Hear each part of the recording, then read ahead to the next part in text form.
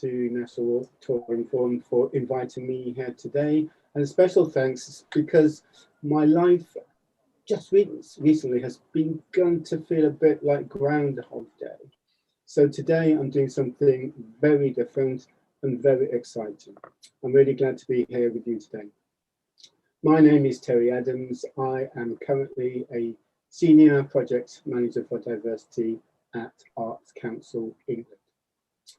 Well, what that means is that my role is to help shape Arts Council's policies and agendas around diversity and inclusion. An important part of my role is working with colleagues internally, but also speaking, listening, and engaging with you, your peers, your colleagues, your collaborators, and partners, so that we can all collectively contribute to creating an arts and culture sector that reflects the values and diversity that we seek to attain. Many of you will recall, although it does seem like quite a lifetime ago, that earlier this year, we at the Arts Council released our new 10-year strategy. And for those of you who do recall, it is called Let's Create. Now, within that new 10-year strategy, we have 3 objectives. Objectives 1 is creative people. And by this, we mean everyone can develop and express creativity throughout their lives. Objective 2 is cultural communities. And by this, we mean villages, towns, cities thrive through a collaborative approach to culture. And our 3rd objective is a creative and cultural country. And by this, we mean England's cultural sector is innovative, it is collaborative, and it is international. So those are our 3 core objectives in Let's Create. The document is available online, so you can read it and find out more detail. Due to unforeseen circumstances, it has not been possible to deliver the strategy in line with our initial intentions, and I'm sure you know what those unforeseen circumstances are. That, of course, is a great shame because there were some quite good things in that strategy, and we were keen to put in place practices and things that we felt would have a fundamentally positive effect on all of our work. You'll know that the 2010 Equality Act requires the Arts Council England to exercise our public sector equality duty by considering and advancing equality in all that we invest in and our policy making. For us, that means, with regards to our new strategy, we will be asking organisations who receive regular funding from us and investment to agree to targets on how their governance, their leaderships, employees, participants, and audiences, as well as the work they make, reflects the communities in which they work. Now, these targets will cover both the protected characteristics and that's all the protected characteristics, including disability, sex, gender, race, as well as socio-economic backgrounds. We will also be expecting the organisations we support to change in other ways too. We want them to build closer connections with their communities, particularly those who are currently underserving. We want them to learn more, to work with more people, to strengthen the relevance that they have with their communities, their partners, and their practitioners. We will therefore be asking them to demonstrate how they are listening to the voices of the public, including children and young people, artists and creative practitioners, as well as the partners they will need to work with to deliver the outcomes. Lastly, we will also be asking them to tell us how they're reflecting on what they hear in the planning of the work. I think much of what we are expecting is in many ways inherent to the way your groups, your practices, your programming works. National touring, rural programming is at the heart of many communities, and we are aware in terms of the work that you do that much of the work is reflective of those communities in terms of their needs, their wants, their backgrounds, and their culture. You'll be aware that our attention, quite justifiably, has been focused on the pandemic that now is gripping much of our lives.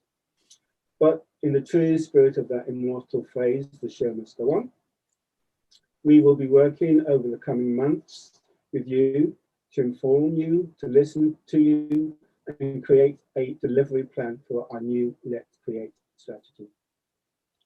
This is a strategy that has at its core a stronger, more relevant and inclusive sector that values and encourages diversity. Sometimes it's possible that in our efforts and our focus with our work, we often or can forget the meaning of what it is we are seeking to achieve. So we know we're here today to talk about diversity and inclusion. So in the next few minutes that I have left, I want to look a little bit closely at those words in terms of what they mean to me. They will become, diversity and inclusion will become the framework upon which we build and create the sector that we want. In our new strategy, we talk not only about diversity, but we talk specifically about inclusion and relevance. And those terms are one of our 4 investment principles. I think it's perhaps fair to say we're all familiar with the term diversity and what it has become to mean in the arts. It has, as we know, at times come in for some criticism, but I hope you won't let anyone tell you or convince you that diversity is not a good thing. Diversity, of course, is all around us, even in those environments that we perhaps don't consider or don't think of, like work, like our neighborhoods, like even within our families. It is indeed, for me at least, the cornerstone of every functioning society. So diversity for me means an acknowledgement that differences exist between us, but there is equal value in those differences. Moreover, it is an acceptance and a recognition of those differences and that they will improve our quality of life. So that's diversity for me. One of our investment principles, as I say, is inclusion and relevance. We are still working out how relevance is going to be impacted and how we want to see it reflected in the work that we fund. But for me, relevance means how we can and what we do to create connections in such a way that it facilitates meaning, understanding, and significance for those people we engage in. Relevance for me offers a common purpose, one with association and one which creates a sense of community. Lastly, inclusion. Inclusion for me is the natural next phase of our diversity and equality journey. Inclusion for me means arts and culture and creativity that is predicated on the creation of an open environment. And that environment is a society, it is communities, a community hall, a church hall, a village hall, a community centre. It is a group of people who share common characteristics. And in that environment, everyone shares the same opportunities, advantages, and benefits. It is an environment where everyone can contribute and everyone belongs. That for me is inclusion. That is what we do, and we do it because we believe it will make our lives better and what we do better. Some of you may be aware of this, but I just want to let you read on something that I have realized over time. And that is, we are embarked upon this at times challenging, but ultimately rewarding journey of change. This being a journey of embedding equality, inclusion, and diversity throughout our sector. But more than the notion of embedding those things in our sector, we will have to bring this thinking into our mindset and translate it into our actions. But this is the but for me. Unfortunately, this is a journey with no end. We will never get there. This does not mean we will not achieve what we set out to, because fundamentally we will. And we have seen the evidence that things can be achieved on this journey. It is, as I say, in some way a journey with no end. But I hope this view does not put you off embarking on this journey, because there is, or well, although there is no final destination, this is indeed a very magical and worthwhile journey. So I hope you will stick with me and travel the journeys to change. James Baldwin, the African-American activist and author, famously said, "Not everything that can be faced can be changed. But remember, nothing can be changed that is not faced." So lastly, I would ask that you start where you are, you use what you can, and you do what you can. Thank you. Well, that's me. That's my little keynote. What we're going to do now is we are going to go into a panel discussion.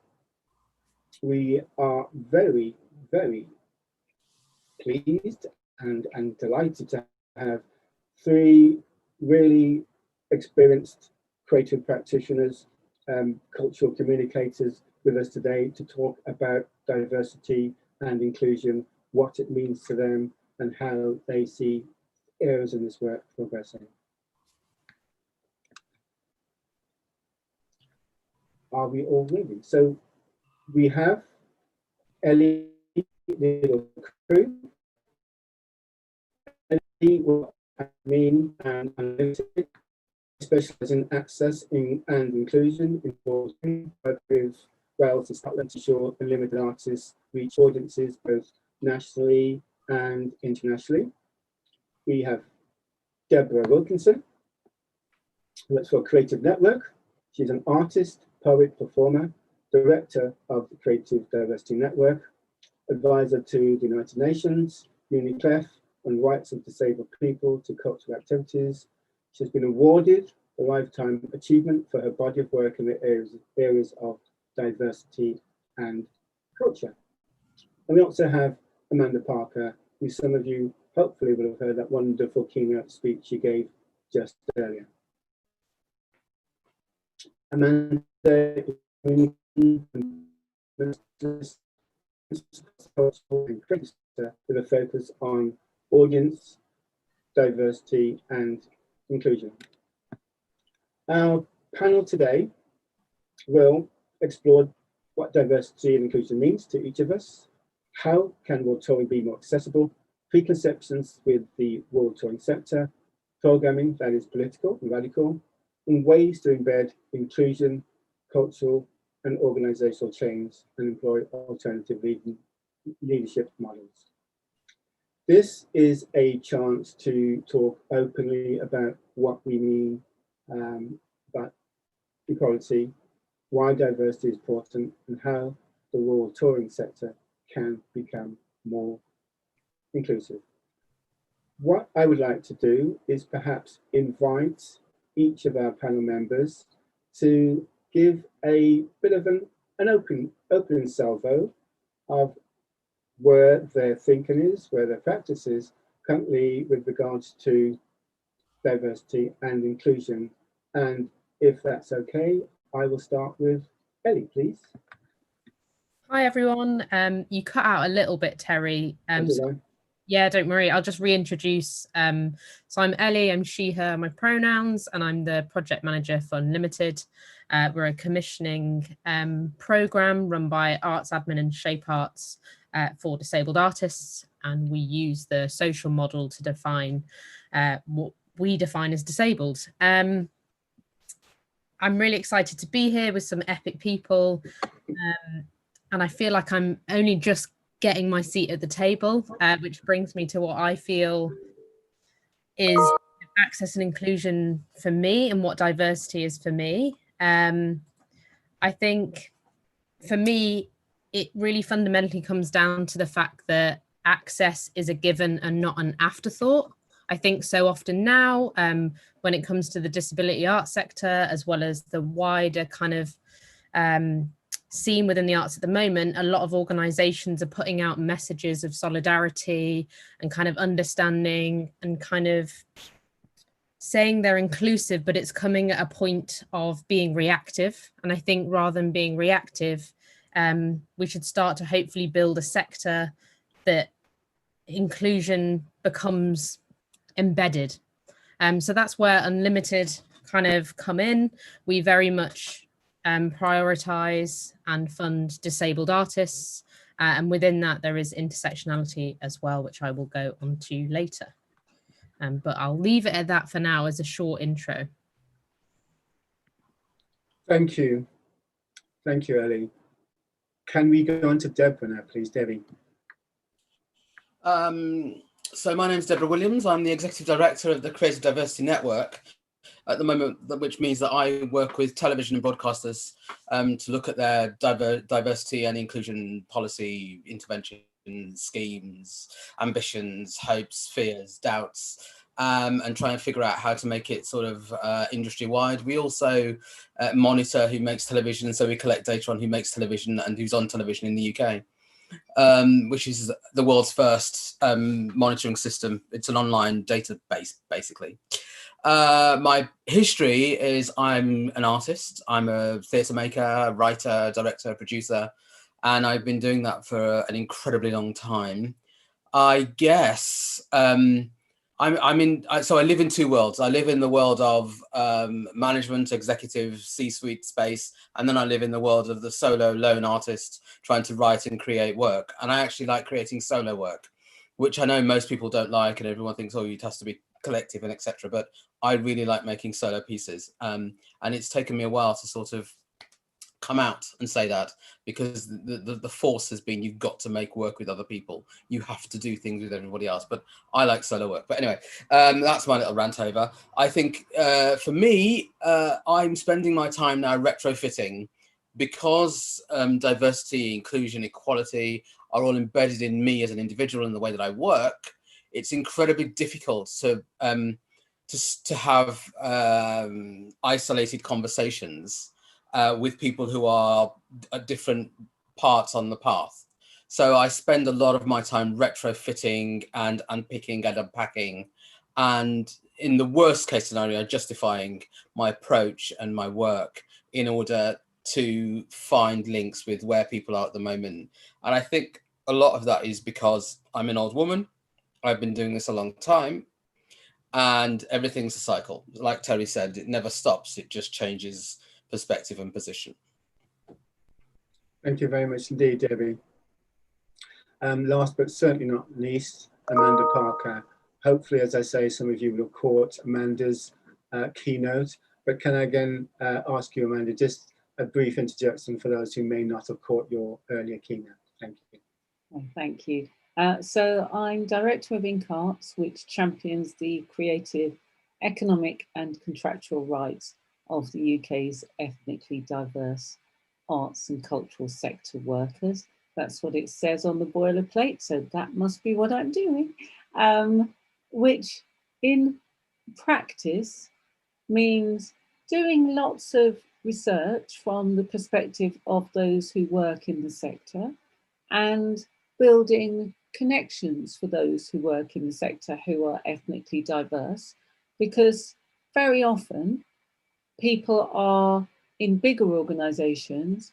When I say people, sorry, shorthand, people with protected characteristics and from socioeconomically disadvantaged backgrounds tend to be in smaller numbers in wider mainstream workplaces. So there is a need for fellowship. And to Ellie's point, we are very intersectional in our approach through the prism of ethnicity. So we look at the full gamut of what we are as humans, but we are also looking at it through the lens of ethnicity. Very simply, for me, I feel like where we are in the conversation around inclusion and diversity today is whether it's a cycle or whether it's a linear path, I don't know.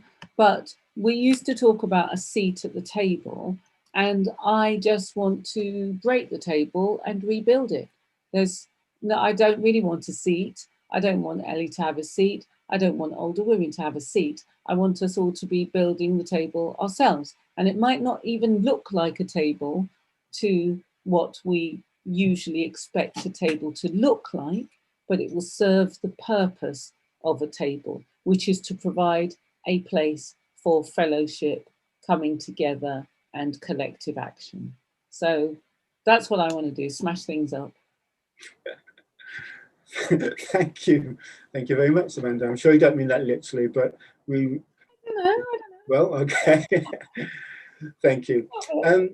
I think that's a really good place to start. And that place to start is, what does diversity and inclusion mean to us, or you guys in particular? And how do you see your role and your approach to bringing about the sort of diversity and inclusion you want to see?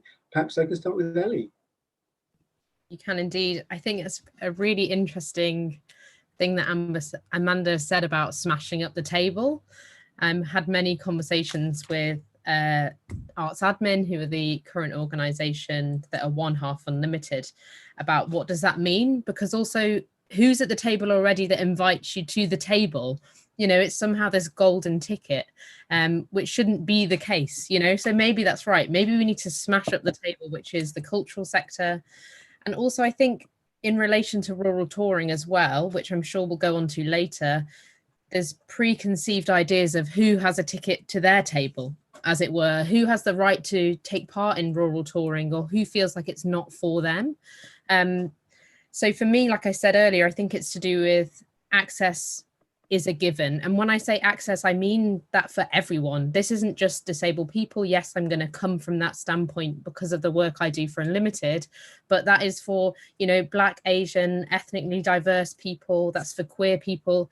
And that is for people also that hold all of those identities. We often talk about them as if they're separate things, but so many people have intersectional identities. So I think it's a really key point right now where we have the potential to shift where we are as a sector.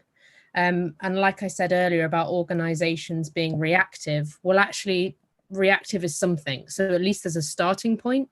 And as long as that reactive way of being means real change will happen, I think that's where we're at right now. And to make that happen, I think people also need to be aware of their position. If you're in a position of power, you need to do a lot of self-reflecting and actually go, you know what, I need to do the change. And you need to call out colleagues and you need to have those difficult conversations. I think that's the only way we're really going to change, is by having difficult conversations with yourselves, your colleagues, and those that you know in the wider sector. Thank you very much. A lot to think about. Amanda, looks like you want to come in there. Please, Amanda.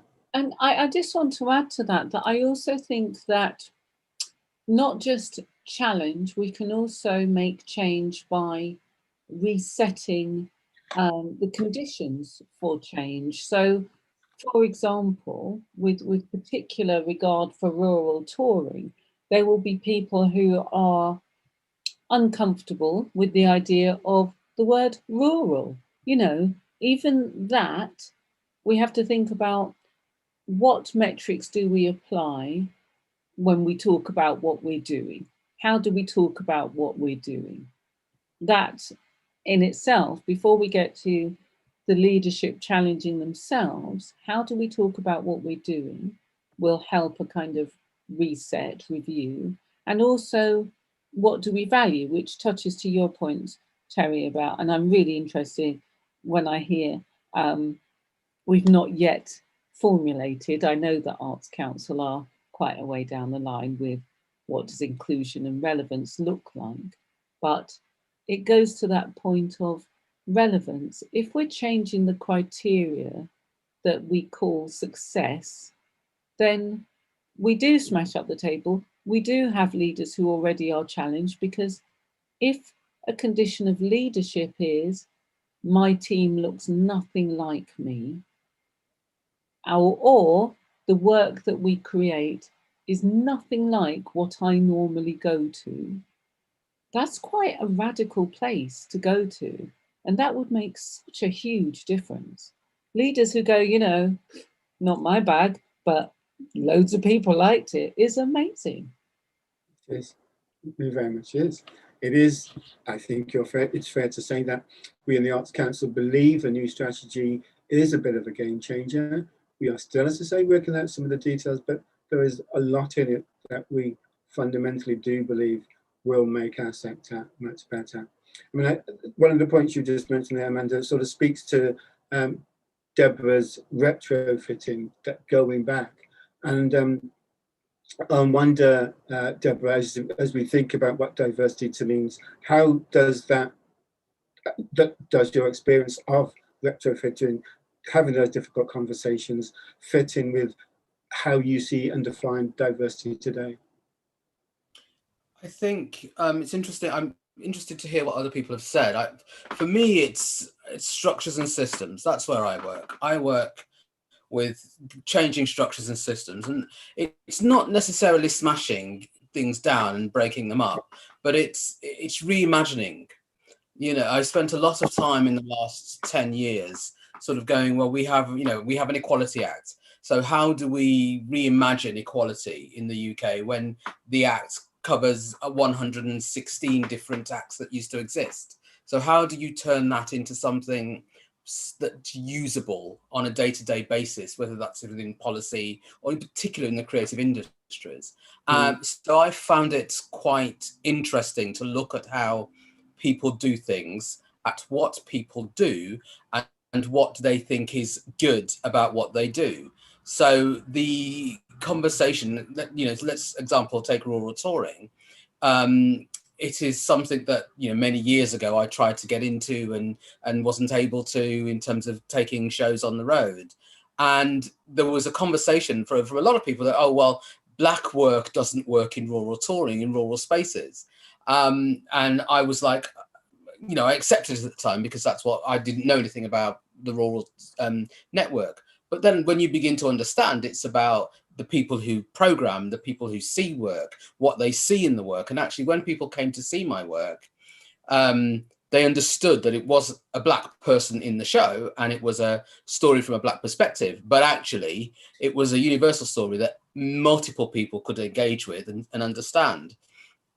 And that made a difference. So it made me start to understand that actually it wasn't about, you know, changing people's smashing, going in and trashing everything. It was actually about working with people where they are. I think, as you said at the beginning, Terry, where they are, and get them to understand what the journey is that they need to go on. And the best thing about diversity is that everybody goes on their own journey. And that in itself is diversity, because no two people have the same journey of what diversity is, where it needs to go, and how they're traveling. And that's what I like about it. Yeah, that's a really good definition of diversity. Ellie, you mentioned this notion of people having the right access, but you expanded that on that sort of definition of access, not just physical, not just those who have disabilities. And I think that's obviously a very key question for our audiences here today. What can the rural touring circuit sector do to approach and make perhaps their work be more accessible in that broader context of accessibility? I think what Deborah was just saying then about the preconceived notions of that potential artists have around not wanting to go into rural touring spaces, whether that's because you're black or because you're disabled. And I think there needs to be more potentially more, but this isn't just for rural touring, this is for the art sector as a whole, but more active engagement and a want to actually program that work. It has to come from a place that is genuine. If it's not coming from a place that is genuine, then it doesn't, then the artists that come into that space will know that. You know, if it's coming because you want to tick a box on a form, that means you're more likely to get funding to program that work, don't do it. Do it because if you're bringing in interesting, diverse stories, you're going to generate more audience members. You know, it's all about having, how can I put this, having diverse voices. The word diverse even makes me feel strange because, you know, we use diverse as a kind of overarching umbrella, but that's from a white, able-bodied, you know, heteronormative perspective. So it's a strange one. I think for rural touring audiences, if you want to see these pieces and interesting stories and fantastic pieces of artwork and artists in your spaces, then chat to the venues. Chat to the venues. If you are a venue, then try and reach out, talk to artists. Now is the perfect time. More because of COVID, artists are putting their work online more. Yes, it's not great, but it means you've got a chance to potentially see the work of artists that you may never have been able to access before. You know, go out there, try and find work, try and push the boundaries, because if you don't push the boundaries, then nobody else will. It's kind of what I said about asking difficult questions earlier. Well, maybe it's time to kind of put more challenging pieces into spaces and see how it goes down, because unless we do that in theatre, how are we going to do that in life? Absolutely. So some really positive challenges there to the sector, and I think some really encouraging approaches and things to think about.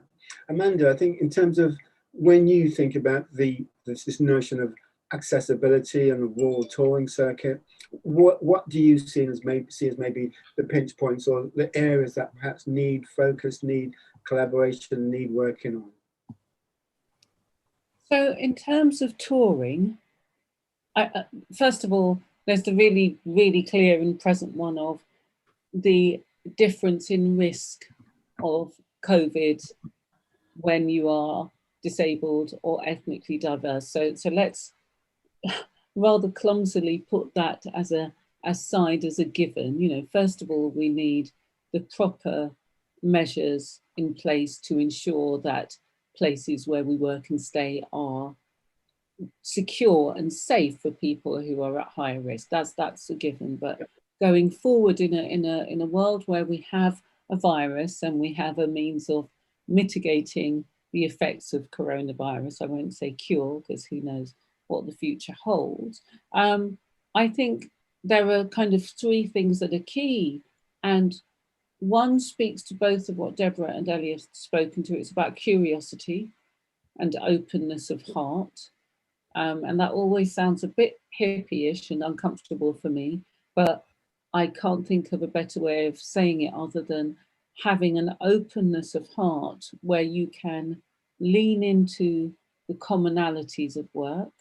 Again, speaking to Deborah's work, you lean into the universal themes. Why is it valid in your theatre or in your galleries? Because it speaks to the human condition, but also, why are you there as a producer or a venue? Because you are there to celebrate fresh perspectives, to create the new and the fresh experience that speaks to people. So I would say curiosity and open heart, but also specifically support.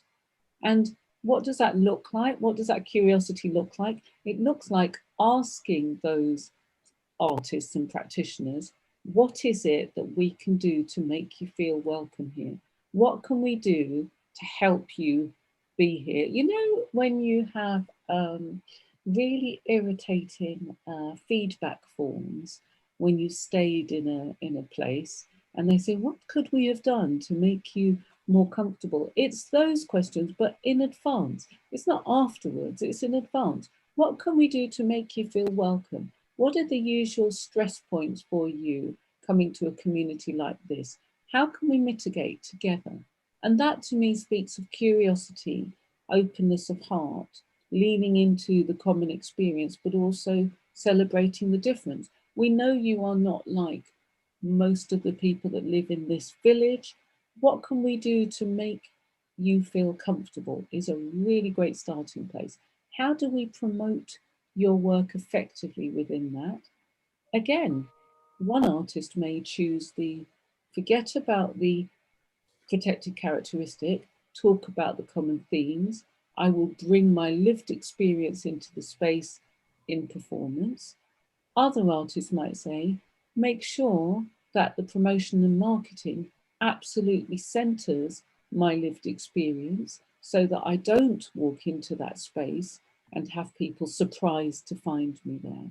So, you know, the number one for me is ask what supports people best. Ask in a way that comes from a genuine, open-hearted curiosity to find common ground. It sounds so hippie-ish when I say it, but it is about being curious and asking and engaging in a conversation. What do you need? What do you need, Terry, for us to have a conversation? You know? Yeah, absolutely. Thank you. Deborah, you, of course, have had direct experience of touring and going into some of those rural touring venues, and you've spoken a bit briefly about that. But I wonder, for our audience, can you perhaps give what you might describe as being something that reflects that experience typically? What was it you might have come away from those experiences with regards to your thoughts of how could have this been better for me, more accessible for me as an artist? I mean, there are two things. I think, first of all, it's contracting. You know, I agree with both what Amanda and Elle have said, but actually it's about contracting, because this starts with the contract, right?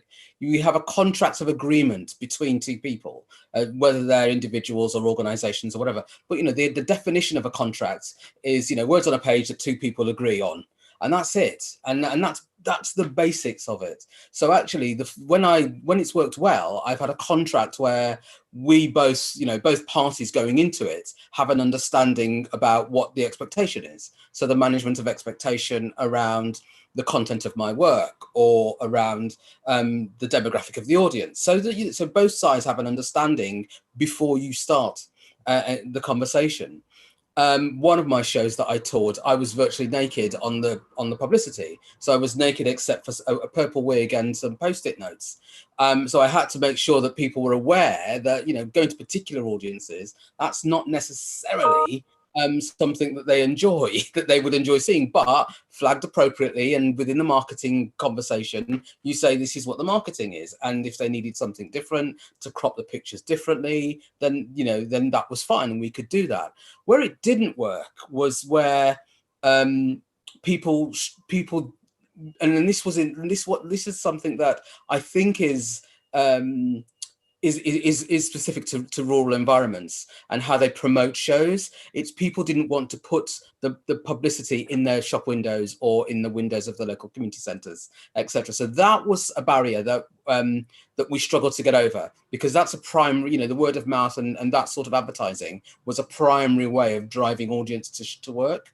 And people struggle to have, you know, a semi-naked black woman on a poster in their windows in some parts of the country. Having said that, when audiences did come to see the work, you know, in particular when I toured in the Lake District and did shows in the Lake District, it was really interesting because people would come to me afterwards and talk about what, you know, it was semi-autobiographical, the work, but people would come to me afterwards and talk about things. I didn't know that. Oh my God, I didn't appreciate that. Especially as a disabled person, for a lot of people, they hadn't seen a black disabled woman make work and talk about what that experience was like. So it drove conversation. It got me lots of free drinks. It got me lots of free meals. And it did exactly what I needed to do, because I wasn't being paid much.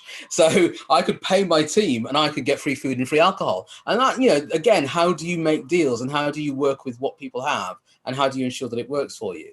And that was, for me, those are the things I came away with. And it's like the most important thing is the conversation beforehand and the contracts that you get into in advance. And it's not one bit of paper. It is 2 bits of paper that you find a way to bring together and bring the best out of both of those And within that dialogue and negotiation, you begin to understand what each other wants to achieve and gain. Thank you, Deborah. I mean, that's some excellent practical information and advice, I guess, really, in terms of all of us who want to see more diverse work in those rural spaces. One of the things that I'm mindful of is that we often feel that rural touring venues are more conservative with a small c. We don't want to scare them. There's this sense of the work not being too radical or indeed too political. I wonder what the panel think of that view in terms of what type of work is going to rural touring, rural circuit venues, and is there scope for more radicalness? I think Ellie?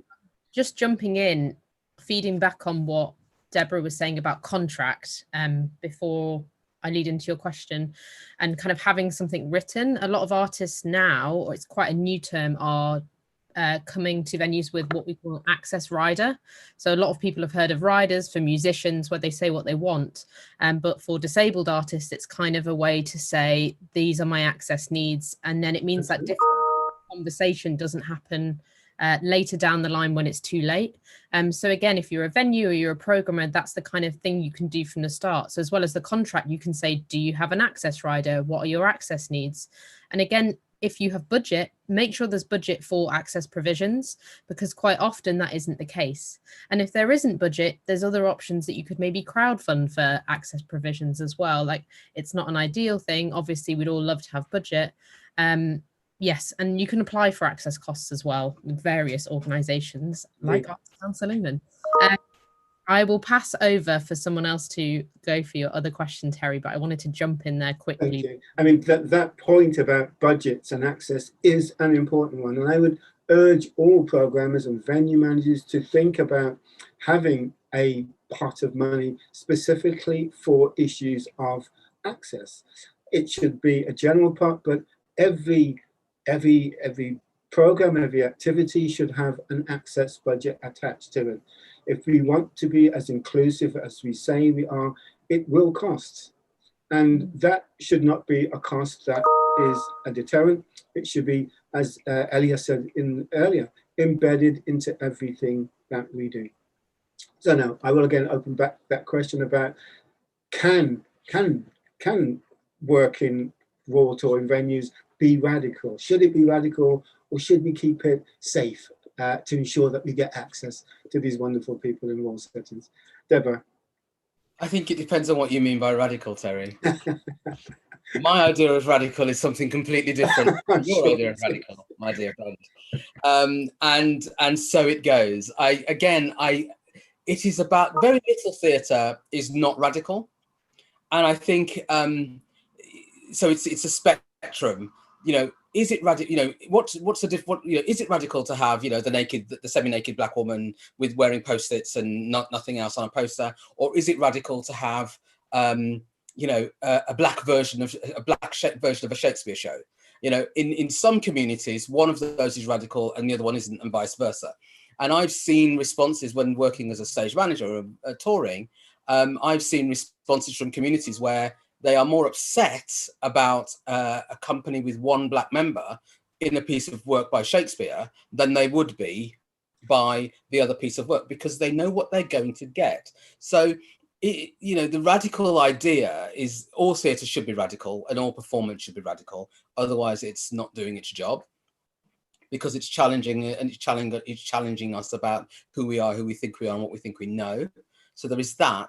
But radical depends on who is programming, and it is from the perspective of the programmer. And if the programmer and if it's random programming where you pick up a phone and say, yeah, I've got this show, blah blah blah, and there's no interaction, there's no personal interaction, that's where you're going to find more and more of the problems. It is about building relationships. It is always about to build the relationship so people understand what they're giving and what they're getting, and then how they can translate that for the communities within which they are promoting work. And if they don't think it's going to work, then it's much easier to say that, and people will be much happier to go, actually, I don't think this show is going to work with my community, but there's a community over here or over here or over here that, you know, I could recommend you talk to. And that's how you always, you know, that's how buildings do it. You know, that's how buildings do it. And the reason why within the rural space, it shouldn't work in the same way. So we're going back to your point about those conversations and those basics of a contract, that negotiation between artists and programmers and venue spaces, and working out what really defines how you're defining this notion of radicalism. Thank you, Deborah. Amanda, please. I'm jumping in. I don't know if it's I'm furiously turning off everything on my screen because I keep hearing some pinging. I don't know if anyone else is hearing pinging. Is it me? Or no, it is there, but I don't know. I don't know whose stuff is pinging. Oh, it's Terry. Terry, right. So I'm going to quick. I want to echo what Deborah says from a slightly different perspective. I think the question, should it be radical, is a little bit presumptuous and an odd question. And I think for me, that goes slightly to the heart of what I'd like to see Arts Council do differently, because as Deborah says, it's all about perspective. Who's radical, what's radical, what do you consider radical? And I think that the premise on which it's based, risk, was the kind of subtext of your point. Are some works too risky to take to this community? Actually does a disservice to those communities. Just because I live in wherever doesn't mean I hold a certain set of opinions, so that the question feels predicated on a non-inclusive perspective. Yeah. And I would echo what Deborah says about marketing. And I'm picking up in the chat, so I'm hoping that this is an answer to both your question and this question from Tim, who asks how we address audience and practitioner access and inclusion in rural areas. And his question is about ethnically diverse populations in particular, but it also comes to your point about what you bring where. It's not just about bringing a show and making sure those audiences know what's happening. It's the proper marketing that goes into a show, isn't it? And proper access means doing the work before the show. So it's about your workforce. Is your team inclusive? If it is, then the chances are that they will see off some of the issues that you might have in placing a piece of work in that space. So first of all, I'd say in answer to Tim's question, how can you address audience and partition access and inclusion? Make an inclusive team, make the change systemic and embedded. I often use an example about who comes into a theatre for the first time. Can you make it the first time you step into that space is because you came with the mother and baby group, or because your scout group was holding an event there, or because your Black women's book group was reading there? It doesn't have to be about the theatre that goes on in theatre spaces that brings people into spaces to make them feel like they belong. So I would say do the longer term work of understanding your market and understanding your audience and inviting them to own the space that you want them to visit.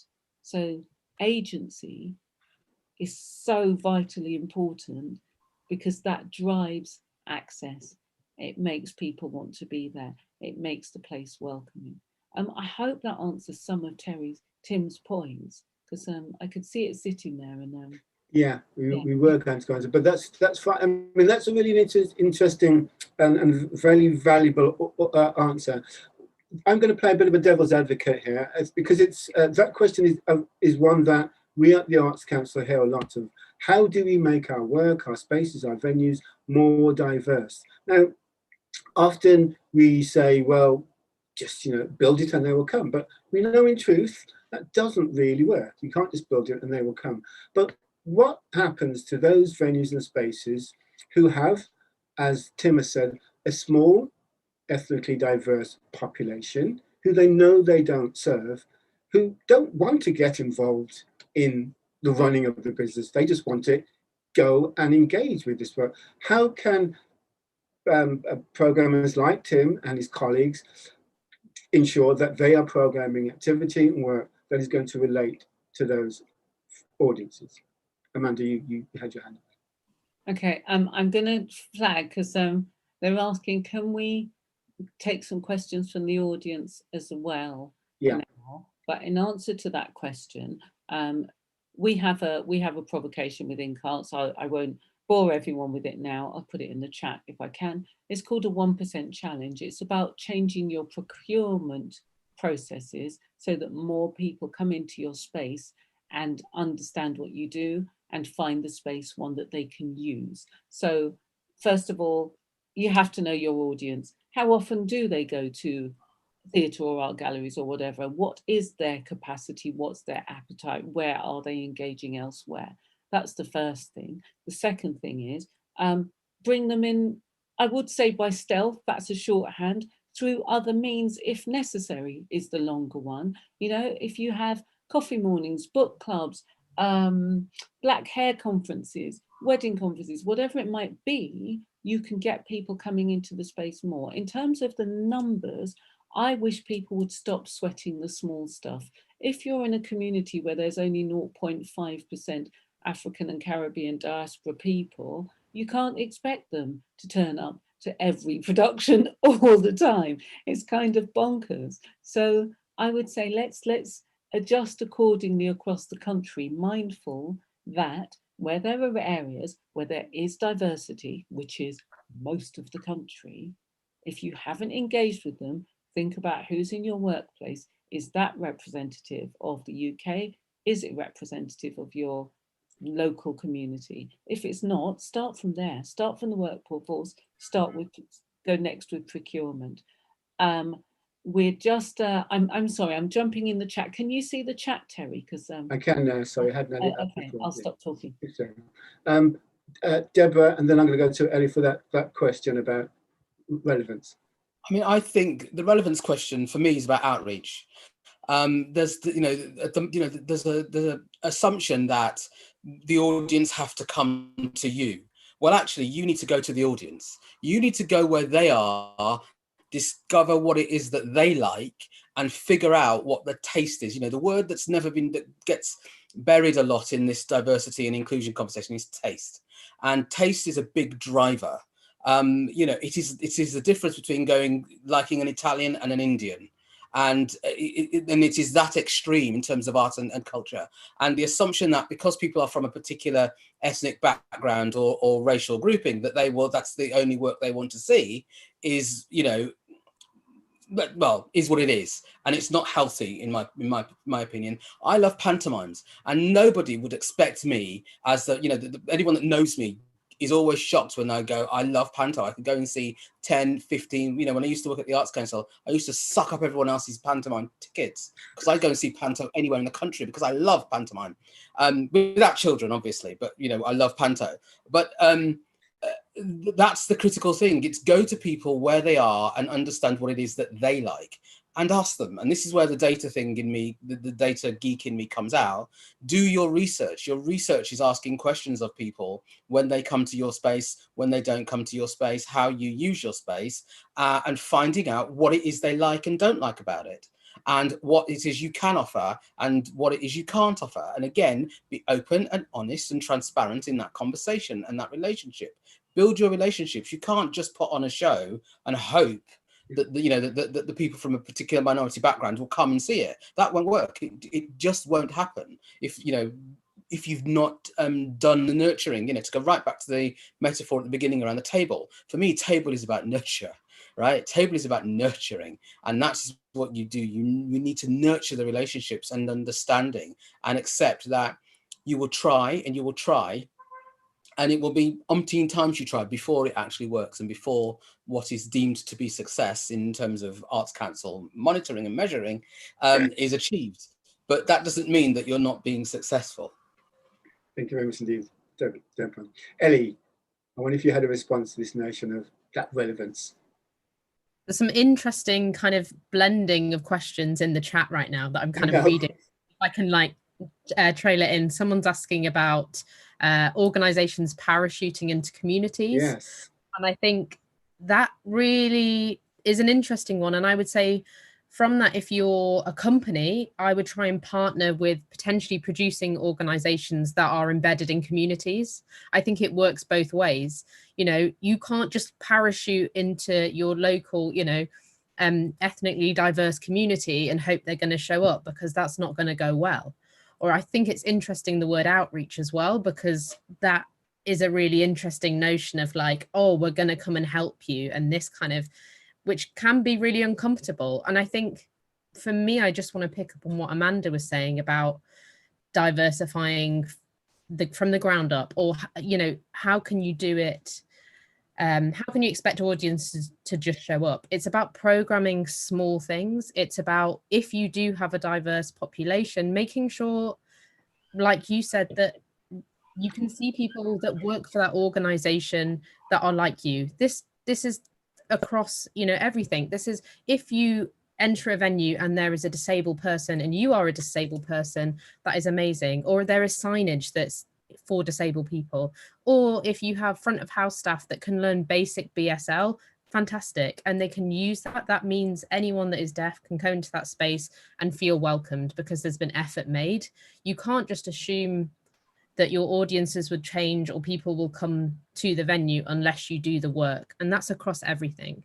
And if you can, employ a diverse team. You know, the other thing that I would potentially think about is you can have work that is for just specific people. You can have, you know, work that is programmed, or small versions of work that is just for, you know, artists of color or audiences of color. You know, you can have that, and that is okay. It may seem radical to small towns to start with, but unless you do that, people aren't going to feel safe within a space.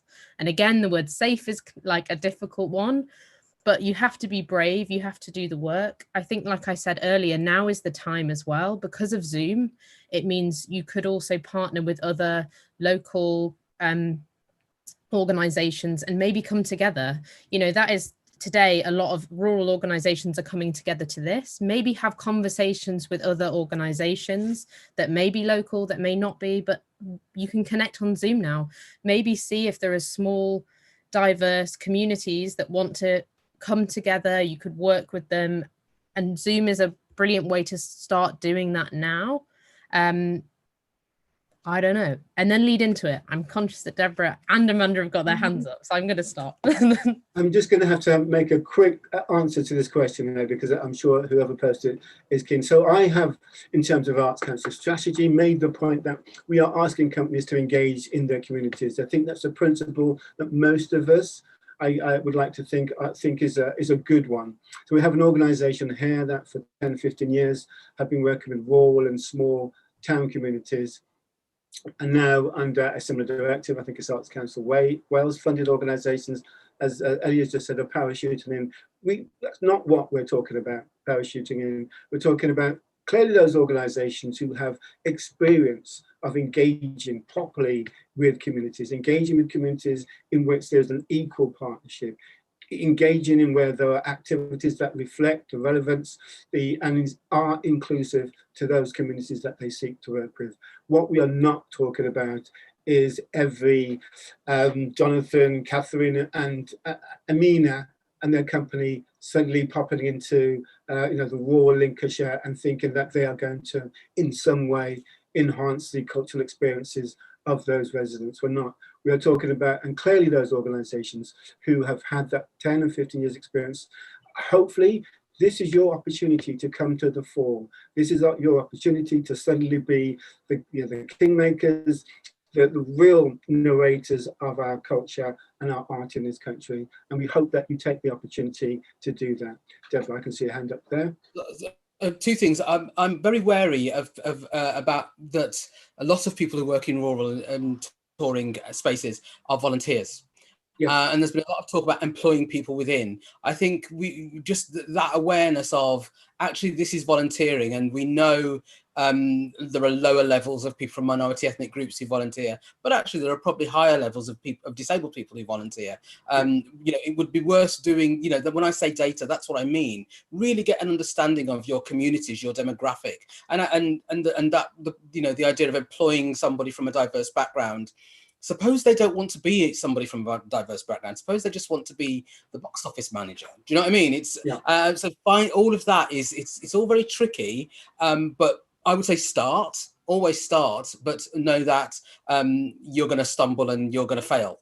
And I think that's probably, you know, the easiest thing to do. And there's a question from someone called Bill in the comments that I just wanted to just say, look, I think it's Bill who said about Welsh language. I mean, as someone who's an English speaker and not a Welsh language speaker, I'm currently working with the Welsh language broadcaster, and I'm having to learn steeply that everything I publish, I have to find Welsh, I have to translate into Welsh.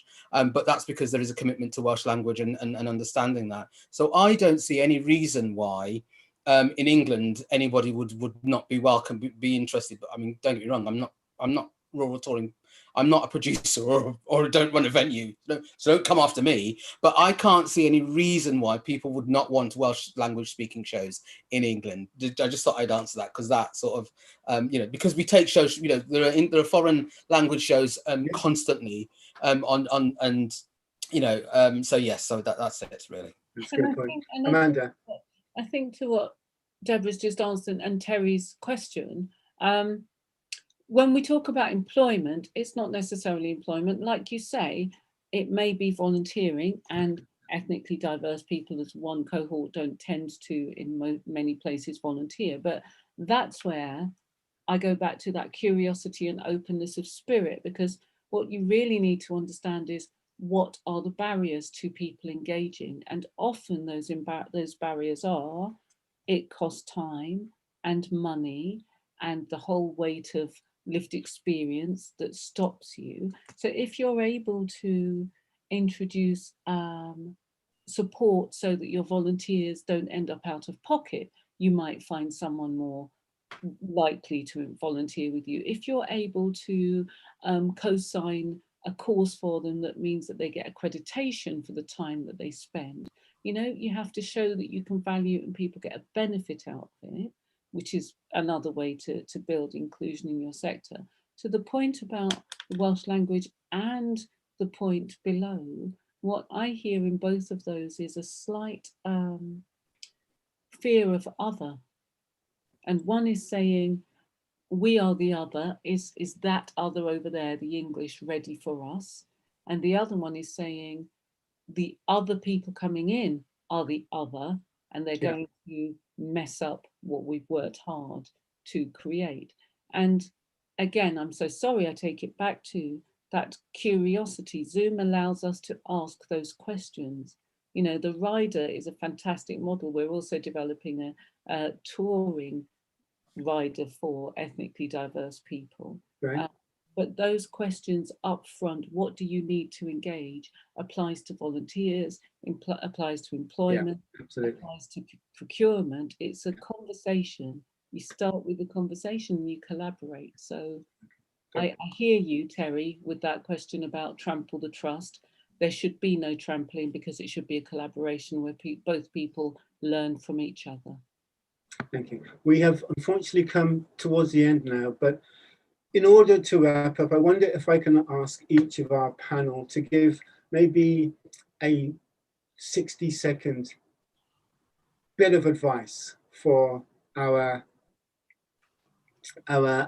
rural touring and world sector colleagues about what do you think one of the things that you should be thinking about or going away from as you approach this notion of diversity and inclusion. I'm going to start with Ellie, if you don't mind, Ellie. Yeah, so I would say small steps matter. So like I said earlier about signage, diversity training, if you've got a volunteer team, invest in them and they will invest back in you. If you have a book club in your space during the week, maybe introduce a book by a Black author, and that way you're going to have those small changes, or if you've got a library or a community space, put those books on the shelves. That's going to signpost in subtle ways that this space is open. Again, programming is absolutely fantastic. And if you can program, for disabled audiences, access should be a given and not an afterthought. So that is my final closing thing. Thank you, Elle. Deborah. You can say no. I think one of the things that some of the questions have raised is this idea you have to accept what you're given. You don't. You can say no and be confident in the approach that you're taking, and it won't happen overnight. So don't beat yourself up about it. It will take a long time. You will make huge mistakes. Most of them will be in public space. People will berate you and laugh at you. But if you are comfortable and confident in what you are doing and what you are seeking to achieve, don't worry about it. Bat it away, and keep going. Thank you. Amanda. I'm giggling at the, I'm going to use that phrase today as English as colonialism. I don't know if you saw it in the chat, but it's beautiful. I would say signal your intent and mean it. So all the conversations about curiosity and asking those questions around what do you need for us to welcome you? And what do you need for us to work with you? And just do it within the knowledge that we are all learning. Nobody has the monopoly on knowledge. And if you signal your intent, that you go a long way towards getting goodwill and forgiveness when you misfire, as we all do. Thank you very much indeed. So that just leaves me to say thank you to Elle, Deborah and Amanda for a very fascinating and hopefully very interesting, relevant panel discussion this morning. Small steps, make sure the access is there. You can say no. This is a negotiation. There are no quick fix, and your intent. Make sure you're doing these things with meaning. Those are a few things to go away with. I think this discussion has been recorded, so you can always come back and listen again. It just leaves me to say thank you very much again to our panel members. Thank you to the World Touring team for the invitation and the opportunity to speak to you all today. I hope you all stay safe and be well. And at some point, I hope to see you when I see you. Thank you. Thank you, Terry. Oh my goodness. What an incredible start to our conference. Thank you, that was wonderful. Thank you so much for this incredible panel, Terry, Elle, Deborah and Amanda, and also Katie and Amy for interpreting there as well.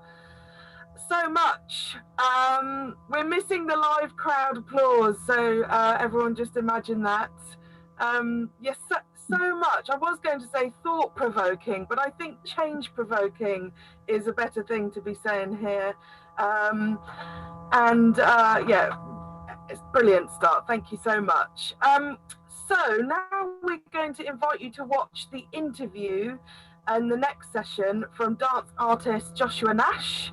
And after that will be a live Q&A at 12:20. So we are 5 minutes only behind, which I think is not bad. And again, if you are on YouTube, please do log in to Attendify, because there's so much conversation happening and we don't want you to miss out on that. Right, I'm off to watch the film. See you